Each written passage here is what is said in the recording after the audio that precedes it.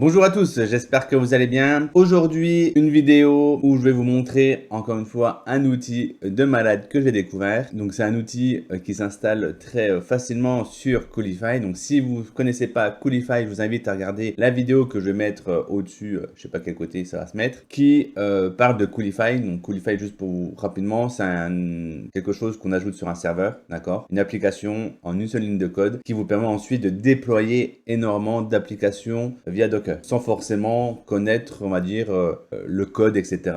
C'est très facile. Et donc via Coolify, je vais vous montrer donc un nouvel outil. Là, je vais l'installer, je vais vous montrer ce que fait cet outil. C'est un outil franchement qui est top. C'est une alternative à DocuSign. Donc si vous connaissez pas, je vais vous montrer tout de suite. Ou YourSign, voilà. Les deux là, c'est des concurrents, d'accord? Donc ça et ça. Cliquez ici, YourSign. Voilà, donc ça, c'est des solutions qui permettent de faire de la signature en ligne. D'accord, digitalisé. Et ça, DocuSign et YourSign, donc voilà, c'est les leaders là-dedans. Ça, voilà, c'est top. On envoie un PDF, on ajoute des champs dans ce PDF-là. La personne doit remplir ces champs-là et signer. Donc ça, légalement, maintenant, c'est accepté par l'État français, par l'Europe. Sauf que c'est des outils qui sont payants. Si on regarde un peu les tarifs, bon, c'est pas non plus, voilà, c'est 9 € par mois. On peut faire pas mal de choses avec. J'ai vu que pour avoir l'API, c'est un peu plus cher. Donc on peut utiliser ça comme outil et utiliser une API pour pouvoir faire de la signature électronique. Ça doit être à peu près le même tarif. Donc on a pareil un tarif pardon, pour l'API et tarif pour une application web, 9 € par mois. Voilà, ça fait pas mal de petites choses. Si on veut commencer à taper dans l'automatisation, par exemple avec N8N, ça commence à taper un peu. Je vais vous présenter un outil de malade, un outil open source qui est une alternative à tout ça. Et cet outil alternative à tout ça, c'est DocuSign. D'accord, donc c'est open source. On peut soit l'utiliser en open source d'ailleurs, soit on peut créer un compte directement sur le site. D'accord, et c'est un outil qui fait exactement la même chose. Alors peut-être qu'il y aura des différences, etc., des fonctionnalités qui n'existaient pas, etc. Après, voilà, c'est quelque chose qui a pas mal de stars sur GitHub. D'accord, donc le code source est sur GitHub. Ça commence à être un projet intéressant. Et tac, tac, tac, il y a une API qu'on peut utiliser de manière gratuite. On peut faire pas mal de choses et franchement, c'est un outil de malade. C'est bien reconnu par l'Europe, voilà, c'est nickel. Donc ça, c'est parfait. Et comment ça s'installe? Donc, on va regarder ça ensemble. Vous allez voir. Donc, si vous avez installé Coolify, vous allez voir, c'est ultra simple. Si vous ne l'avez pas fait, installez-le. Donc là, on va aller dans le projet formation. Je vais créer un nouveau projet. Il s'appelle du coup Docu, voilà, on le retrouve ici. Donc soit on l'installe ici avec une base de données SQLite très basique, ou alors avec Postgre. Donc moi je vous encourage à utiliser plutôt Postgre, une base de données un peu plus puissante. Ici, ce que vous avez à faire uniquement, c'est de modifier l'URL qui est ici pour faire pointer sur le nom de domaine que vous souhaitez. Donc moi, j'ai fait avant un nom de domaine que j'ai fait pointer sur l'IP du serveur. Net et S, et vous allez voir, automatiquement, ça va générer un certificat. Donc là, hop, on sauvegarde, .combis. Et ici, je sauvegarde. Et ensuite, j'ai juste appuyé sur déployer. Là, le conteneur Docker, les conteneurs, puisqu'il y en a deux, on a du Postgre et DocuSign, va se déployer. Et vous allez voir, en espace de même pas 30 secondes, on va pouvoir utiliser sur son serveur Docu. Donc on va aller faire un petit tour après pour voir comment ça fonctionne. Mais vous allez voir, franchement, c'est ouf.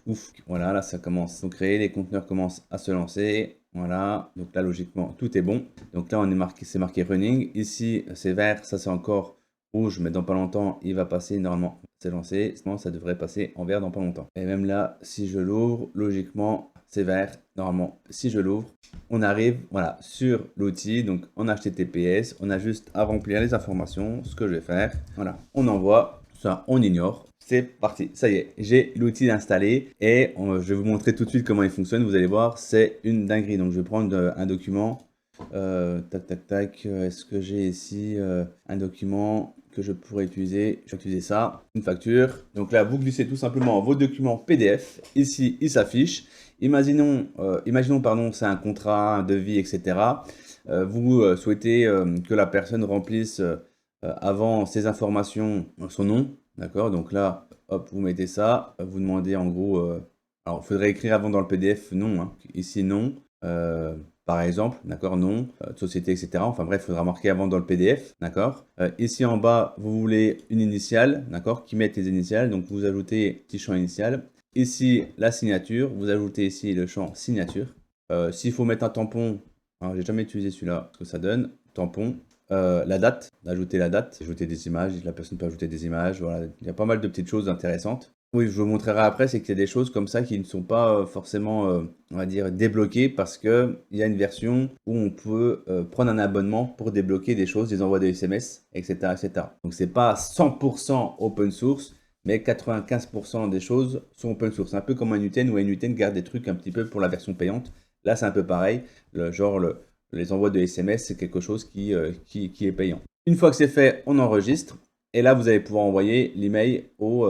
donc, bien entendu, il faut configurer avant le SMTP. Donc, voilà, donc on peut envoyer par téléphone, voilà, donc télécharger une liste complète, etc. On peut faire pas mal de choses. Et à quoi ça ressemble? Ben, je vous montre tout de suite. Ici, si je signe par moi-même, le document, hop, je fais démarrer. Et ici, donc, j'ai les champs. Donc là, je peux remplir. Donc là, quand je clique là, à chaque fois, j'ai une petite fenêtre. Donc là, je mets Jérémy. Ici, on me demande de remplir ensuite les initiales. JDC. Donc ça suit l'ordre dans lequel j'ai mis les choses. Ici, la signature. Donc soit je saisis, soit je télécharge, ou soit via le mobile. D'accord? Donc là, si je fais ça, alors vous n'allez pas forcément le voir, mais je vais scanner le QR code qui est ici et ça va m'amener sur le document. Et je ne sais pas si vous voyez bien, là, dessiner la signature. Donc là, je dessine la signature, tac, soumettre. Et logiquement, ça récupère, c'est parfait. La signature, c'est propre. La date, donc là, 21, non, on est le 22. Hier, c'était mon anniversaire. Si vous avez vu ce passage-là dans la vidéo, n'hésitez pas à me souhaiter mon anniversaire. On verra si vraiment vous suivez mes vidéos. 22 à 10, non, ça c'est ma date de naissance, 2004, terminé. Et là, voilà, le document est signé et on peut le télécharger. Donc vous avez vu, hein, c'est franchement ultra simple, ultra UI. Franchement, je trouve ça ouf. Franchement, c'est très intuitif. Pour les personnes qui ne sont pas à l'aise avec le digital, à qui vous pourrez envoyer par exemple le devis, etc., bah, franchement, il n'y a rien de plus simple. Si la personne n'arrive pas à le faire, je ne comprends pas. Franchement, c'est oufissime. Et tac, si je regarde un petit peu dans les paramètres, ce qu'on peut faire, ben, on a ici le stockage. On peut stocker les documents, d'accord, ailleurs, par exemple sur AWS, etc., donc S3, Minio, etc. Minio, d'ailleurs, je ferai une petite vidéo là-dessus pour vous parler de ça. On peut remplacer AWS pour le stockage, qui est open source également. Peut-être prochaine vidéo, on verra. Et donc là, on a le stockage, on a les SMS. C'est ce que je disais, c'est qu'on peut, voilà, il faudrait prendre un abonnement chez DocuSign pour ça. Les notifications, la signature électronique. Donc là, c'est signature de confiance. Donc là, c'est l'autogénéré, d'accord. Si vous voulez vraiment un truc bien poussé de confiance DocuSign, il faut pareil prendre la version professionnelle. D'accord? On peut tout personnaliser, on peut avoir plusieurs utilisateurs. Et ce qui est intéressant, on a un système aussi d'API. Donc là, on a la clé API, on a tout ce qu'on peut faire. Donc là, on n'a pas tout, hein. On peut ouvrir la référence complète. De mémoire, je crois que c'était, voilà. Donc on a en plus du Postman. Enfin bref, la doc est très très très bien faite. On peut du coup utiliser par exemple Bubble pour faire une application avec la signature, de la signature en ligne via DocuSign. Enfin bref, on peut faire des choses de malade avec cet outil au niveau de la signature, au niveau du no-code, etc. Qu'est-ce qu'on peut faire d'autre? Il y a des systèmes de webhook aussi. Donc voilà, si le formulaire a été saisi, du coup, Nuten aussi peut récupérer ça et envoyer peut-être dans facturation, en devis ou tu vois, des emails de relance. Enfin bref, depuis Nuten, on peut tout faire. D'accord? La console, c'est ce que je vous disais, c'est que là, on nous renvoie sur le site officiel pour pouvoir connecter DocuSign à la version payante en ligne. D'accord? On a aussi un mode test pour tester les choses. Donc là, je suis passé en mode test. Voilà. Et puis voilà. Donc franchement, c'est un outil ouf, je vous le dis, hein, très simple d'utilisation, très basique, qui fonctionne très bien, très robuste. Moi, ça fait maintenant, j'ai testé, c'est très récent, hein, j'ai testé il y a 15 jours, je crois. Je l'utilise moi-même pour mes business, etc. Et franchement, je le trouve vraiment top. Donc voilà, DocuSign, un outil à avoir sur votre serveur Coolify, parce que vous allez voir que bah, si vous faites des devis, de la proposition commerciale ou des contrats, c'est un outil qui va vous faire gagner énormément de temps et de l'argent parce que c'est open source. Donc j'espère que la vidéo vous a plu. On se retrouve pour une prochaine, donc soit la semaine prochaine, soit n'hésitez pas à regarder toutes mes vidéos à plein sur ma chaîne YouTube où on parle d'automatisation, de no-code et d'outils, notamment beaucoup d'Nuten. Voilà. Comment ça parle aussi de Bubble et d'autres outils comme ça, de style DocuSign ou voilà, des pépites que j'ai trouvées, que j'utilise au quotidien. J'essaierai de vous partager tout ça si ça vous intéresse. Et n'hésitez pas à rejoindre le Discord également. Le Discord, on est de plus en plus nombreux. On est 250 membres, je crois, maintenant. On parle de no-code. Voilà, c'est un serveur qui est assez actif avec des membres qui sont souvent présents. Je suis également souvent présent, donc vous pouvez poser toutes les questions que vous souhaitez, d'accord? Je répondrai en direct et très rapidement. Et si la vidéo vous a plu, n'hésitez pas à liker, à vous abonner et à laisser un commentaire si vous avez des questions.